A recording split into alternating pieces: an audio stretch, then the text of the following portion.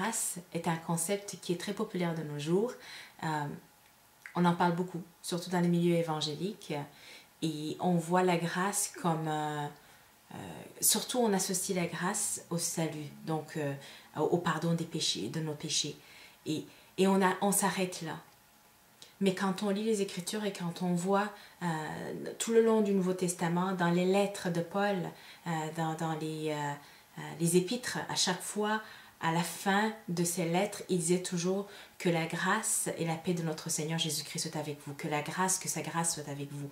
On réalise, on remarque que la grâce avait une importance primordiale.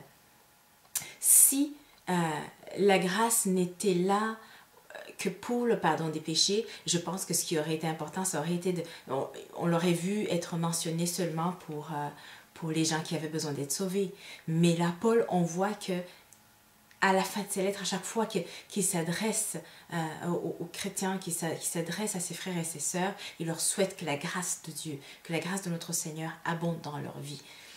Alors j'aimerais qu'on s'arrête pour qu'on regarde ce que c'est que la grâce. Elle va au-delà du pardon. C'est vrai, le pardon de nos péchés est la clé. En fait, la Bible nous dit que nous sommes sauvés par la grâce du Seigneur. Donc, notre vie chrétienne passe par la grâce qui est accordée par notre Seigneur à cause de ce qu'il a accompli à la croix. Hein? Il a souffert, il est allé jusqu'à la mort, à la mort de la croix. Il a porté nos péchés et par sa grâce, justement, c'était gratuit. Par cette grâce-là, nous avons reçu le pardon de nos péchés, du moins tous ceux qui ont accepté Jésus-Christ comme leur Seigneur et Sauveur. Mais au-delà de ça, la grâce est supposée nous accompagner tout le long de notre vie chrétienne. Pourquoi? Parce qu'elle a une importance capitale, elle a une importance qui est primordiale, elle a plusieurs fonctions. Alors j'aimerais qu'on s'arrête un peu pour voir ce que c'est que la grâce et qu'est-ce qu'elle est supposée faire dans nos vies comme chrétiens.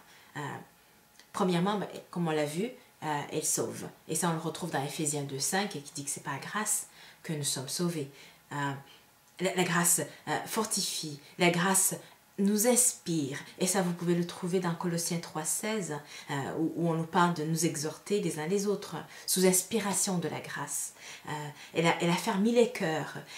C'est par sa grâce que nous pouvons demeurer fermes dans notre marche avec le Seigneur, et ça vous pouvez le trouver dans Romains 5,2.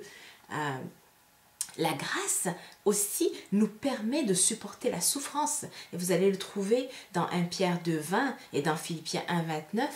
En fait, au travers de sa grâce, nous pouvons passer et accepter ou supporter la souffrance à cause du nom de Jésus.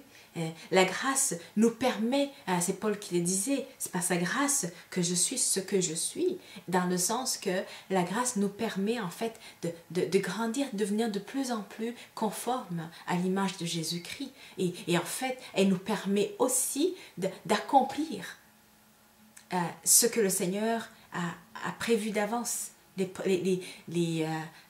Bible nous dit qu'il y a des bonnes œuvres qu'il a préparées d'avance afin que chacun d'entre nous puisse les accomplir. Il y a des œuvres, des bonnes œuvres qui sont spécifiques à chacun d'entre nous, mais ce n'est pas sa grâce.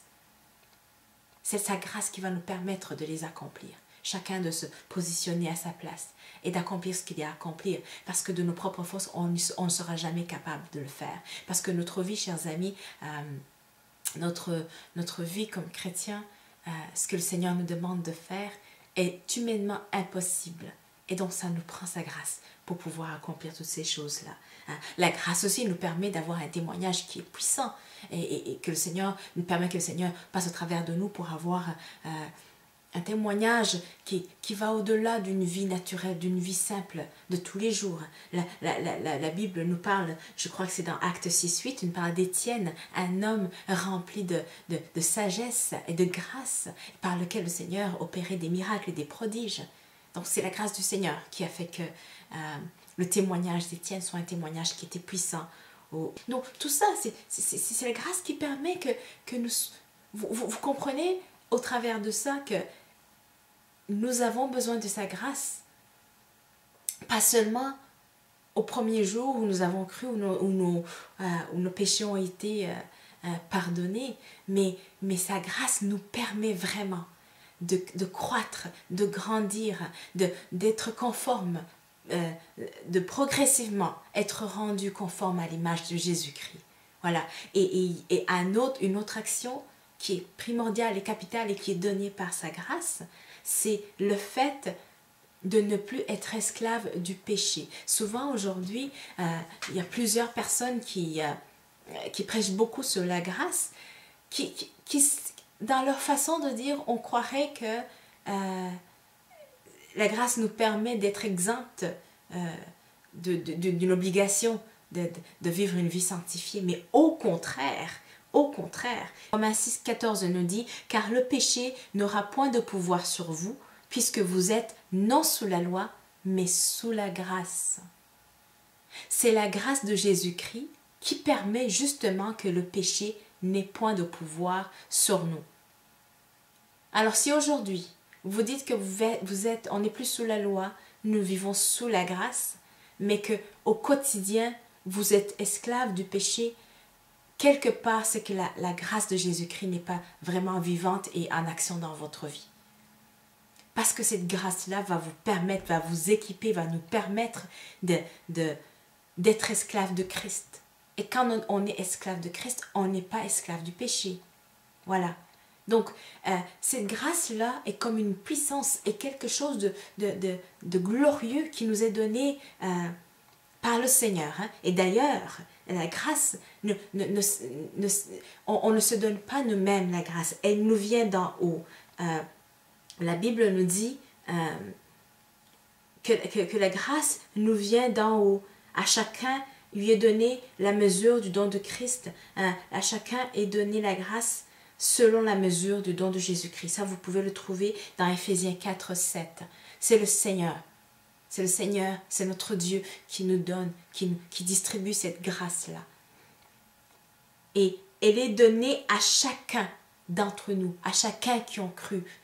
Parce que sans cette grâce-là, nous ne pouvons pas vivre une vie victorieuse. Donc Jésus a grandi, la Bible nous dit que Jésus a grandi en sagesse, rempli de grâce. Chaque jour, il était obéissant à notre Seigneur, à son Père. Et ça a fait qu'il a vécu une vie qui était victorieuse sur la terre. Et il était le premier-né. C'était notre grand frère qui nous montrait comment il a marché sur cette terre. Et c'est par la grâce qui habitait en lui qu'il a pu vivre une vie victorieuse. Et il est mort à la croix, il est ressuscité, il est monté et il nous a envoyé son Saint-Esprit. Et son Saint-Esprit vient justement avec cette grâce-là pour nous permettre non seulement d'être sauvés, mais de grandir. De ne pas rester comme des bébés qui sont au lait, mais de grandir, de croître. Et de pouvoir justement bénéficier de toutes ces choses-là qui viennent par la grâce du Seigneur Jésus-Christ. Maintenant, est-ce qu'il y a des choses dans notre vie qui peuvent justement encourager l'abondance de la grâce sur notre vie? Oui, oui. Et ça, on peut le voir, par exemple, dans Jacques 4, 6, la Bible nous dit que le Seigneur, il fait grâce aux humbles et résiste aux orgueilleux. Donc, la grâce de Dieu va abonder dans ta vie si tu es humble. Hein? L'humilité fait partie des choses qui encouragent qu'il y ait une abondance de grâce sur ta vie. Il y a comme le ciel s'ouvre sur ta vie quand tu es humble, quand tu choisis de vivre une vie d'humilité. Mais si tu choisis d'être orgueilleux, mais sache que la grâce de Dieu ne va pas abonder dans ta vie. Hein? Et c'est pour ça que ta vie de chrétien peut être, si tu es vraiment orgueilleux, peut être vue comme une vie qui ne porte pas fruit, une vie où le témoignage n'est pas puissant, une vie où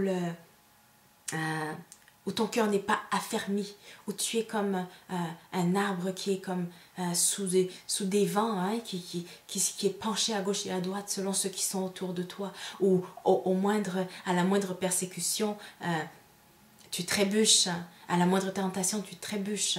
Mais fais attention, chasse l'orgueil de ta vie. Voilà. Aussi dans Hébreux 12, 15, la Bible nous dit que nul ne se prive de la grâce de Dieu. Comment est-ce qu'on peut se priver de la grâce de Dieu? Mais s'il y a de l'amertume au milieu de vous. Hébreux 12, 15. Veillez à ce que nul ne se prive de la grâce de Dieu, à ce qu'aucune racine d'amertume poussant des rejetons ne produise du trouble et que plusieurs n'en soient infectés. Et ça continue au verset 16. À ce qu'il n'y ait ni impudique ni profane comme Ésaü, qui pour un mets vendit son droit d'aînesse. Tout ça, ça fait partie des choses qui vont faire que vous priviez de la grâce de Dieu. Donc veillez à ce que nul ne se prive de la grâce de Dieu. On peut se priver de la grâce de Dieu s'il y a une racine d'amertume dans notre vie.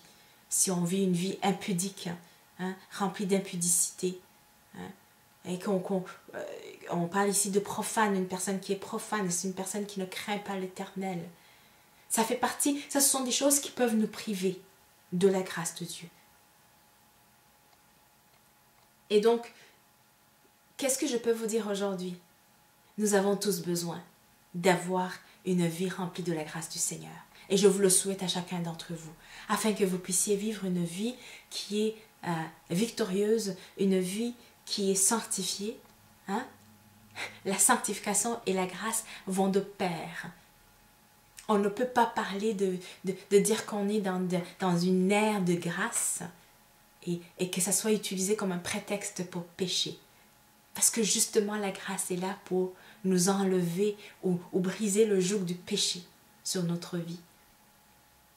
Donc, je vous souhaite que la grâce de l'Éternel, la grâce de notre Seigneur Jésus-Christ abonde dans votre vie. Et souhaitez-vous les uns les autres, quand vous vous saluez. Je sais qu'aujourd'hui, la plupart d'entre nous, quand nous saluons, nous disons que le Seigneur, soyez bénis. Écoutez, la bénédiction et la grâce, il va falloir qu'on fasse un choix. La grâce amène la clé de la maturation, de la maturité.